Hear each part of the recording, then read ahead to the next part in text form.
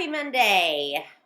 It is April the 13th. We are beginning our fourth week of AMI assignments. I have your schedule up here for you to look over. So let's look at that real quick. Monday and Tuesday, today and tomorrow, we're going to prepare to read and annotate. So we're going to do that for 2 days. We're going to prepare today. We're going to talk about the genre or the form of informative writing that we're looking at this week. Then we're going to actually look at some vocabulary that will help us navigate that text. And then we're going to read and annotate the text. Following that, we're going to answer questions about it. We're going to assess this. I'm taking a grade on this. That's why it has a little star by it. This is important. This helps me determine if you are progressing through information. So we're going to do that by Wednesday. This will be a Google form. If you don't have access to a computer, but you're watching this video by chance, you answer the questions that come after the text in the workbook. There's like 3 or 4 pages of questions that follow it. So you just work in the workbook till you get to the next section. And all of this should be answered by Wednesday. So reading and annotating should be done by Wednesday with your assessment. Thursday, we do a mini writing assignment. This one's going to be actually writing interview questions. I think you'll see why here in just a moment, and actually conducting that interview with someone. And then finally, every Friday, we're writing journal entries. And so that's the same thing that we will do this week, but your information from Thursday is going to help you complete Friday's assignment. So it's kind of critical that you do Thursday in order to complete Friday. So that's your schedule this week. Again, if you get all of your stuff done today and you take your assessment today, then okay, you can concentrate on another assignment Tuesday and Wednesday and come back and meet me on Thursday and do our mini writing assignment. I try to grade things. I try to give you till Sunday to get stuff in. I spend Monday mornings trying to get grades in. I do my best to grade them as they come in, but sometimes that's difficult. So anyway, that's kind of what's going on this week. Email me if you have any questions. On to the show.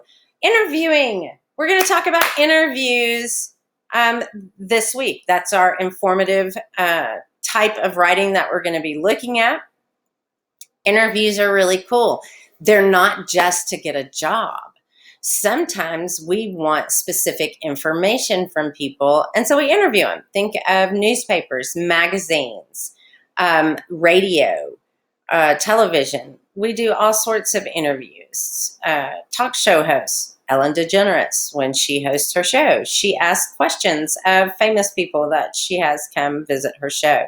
Or like cool teachers that she comes and she gives giant checks to them to help their school districts. She's really cool in that regard. But anyway, that's what we're looking at today are interviews. What are they and how are they informative?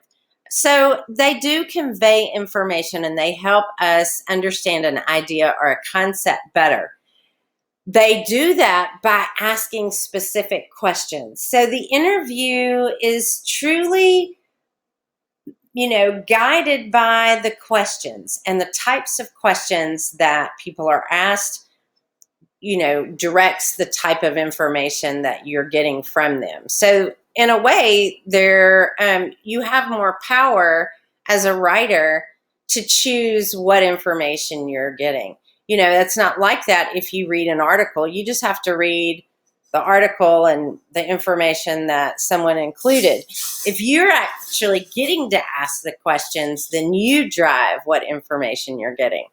They're more personal. You get someone's perspective on a topic, which sometimes you don't get in other types of informative writing. Again, the question types are critical here. An open versus a closed question. An open question is one that allows someone to elaborate on an idea or explain an idea. So instead of saying, how old are you? There's only one answer for that. I can say 49 and then the conversation's done. That doesn't pull information out of me. You might want to ask something like, to figure out how old I am, you might say something like, how old are you and what has been your favorite age? So getting that answer, but also getting more information. And once I answer that, then you're allowed to ask what's called a follow-up question. So I may say that I'm 49 years of age. My favorite age so far has been 18. And the reason it was 18, you might ask. So your follow-up question might be, why is your favorite age 18? That's a follow-up question. You answer that after I've answered this first question. And so my favorite age is 18 because I got to start making more decisions for myself and designing the life I wanted. So a restatement is when the interviewer would turn to me and say, okay, so 18 is a great age because you get to start crafting your own life. He re-says what I've said, making sure that he has got the idea down. And then finally, clarification. These are questions like you want to clarify information, meaning you want to confirm that you got this written down correctly in the interview. We'll talk more about these on Thursday. Okay. Vocabulary for our piece today. Our first word is infantile. We're going to rely on those vocabulary skills again that we've been using. Do you see a word in here that looks familiar inside this word? And I know you've spotted it. Infant. An infant is a baby. So if something is infantile, this is an adjective, and it means,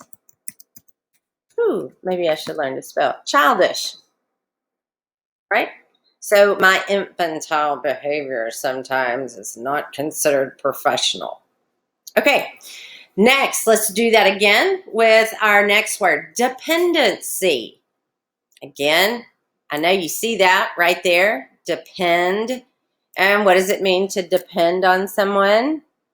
It means we rely on them or we count on them. So dependency is relying on someone for something, right? And let's underline these parts so that we can see when you know part of the word, there's a really good chance you know the definition of this word. A dependency is a noun, like if you have a dependency on coffee, like me. It's hard. It's a hard dependency. Okay. Finally, the word myth. Okay. Excuse me, myth. Just kidding. Let's go to Merriam-Webster. So there's two definitions of myth. We need to choose one that fits what we're talking about. So let's look at our choices. The first one is a story. You know, a traditional story that relays historical events. It serves to explain a practice, a belief, or a natural phenomenon. Okay, so a story that explains why we believe something. Also, the other one that you might hear is an unfounded or false notion. For example, it's a myth that AMI assignments are difficult. You know, we're just trying to help you stay on top of your learning and not slide backwards. We're not trying to kill you. That's a myth. That's a falsehood. So the one that we're actually doing today is this first one. We're looking at traditional stories and how they explain the phenomenon of, being a hero. Okay. Next, we have the word psyche. So psyche is an interesting word. It's a Greek word. This was where we go back to those Latin and Greek prefixes. They come at the beginning of the word. the base, this makes up the middle part of the word, and the suffix makes up the ending. This is one of those base words that we're going to look at.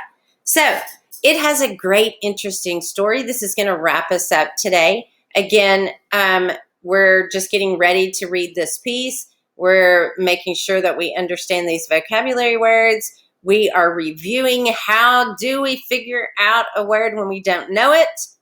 We won. See if we recognize a part of that word. And if we know the definition of that, then there's a really good chance that we know the definition to the word.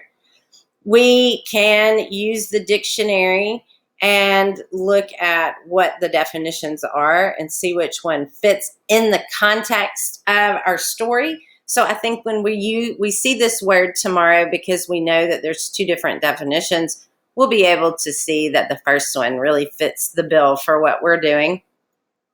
And then finally, we're looking at the origin of a word, like where did this word really come from?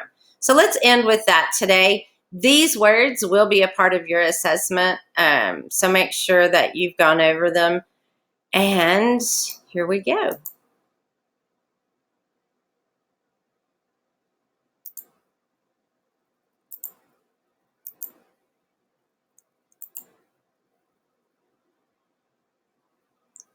Hey there. Hey there. Welcome to the Self-Couth Mind.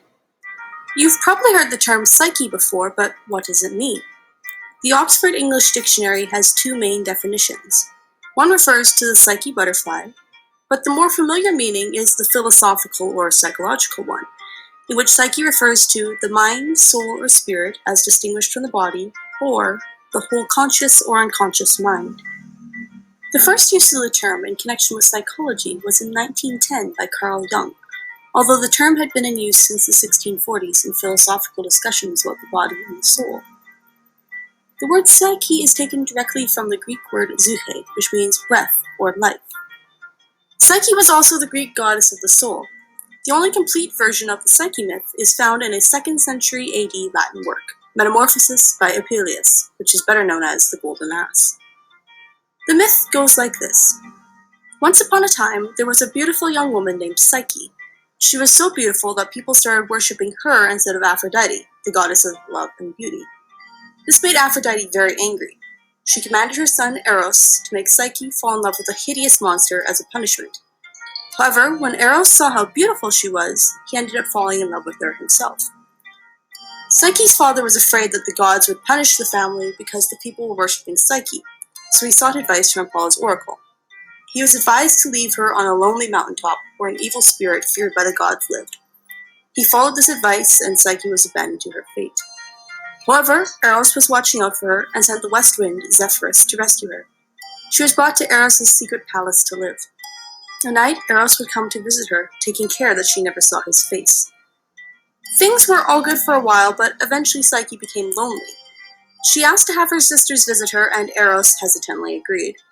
Psyche's sisters marveled at the beautiful palace and became jealous of their sister's new life.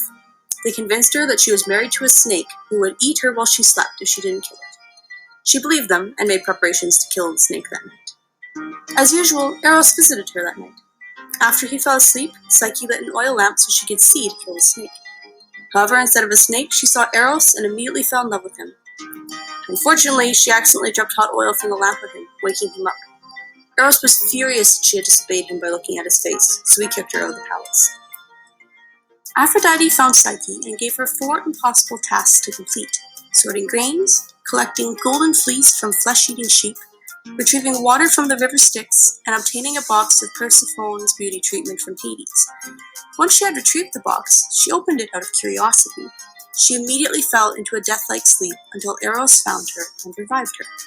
When Psyche gave the box to Aphrodite, Zeus gave Eros and Psyche permission to get married. Which painting was your favorite? Let me know in the comments below. The word psyche has had a long and varied history, from Greek mythology to philosophy to psychology. However, it has always carried a sense of something beyond the physical. Thanks for stopping by. If you like this video, please consider subscribing. I'll see you again soon. Okay, so obviously psyche means being of your body, your mind, and your soul. It is having to do with like how you feel on the inside.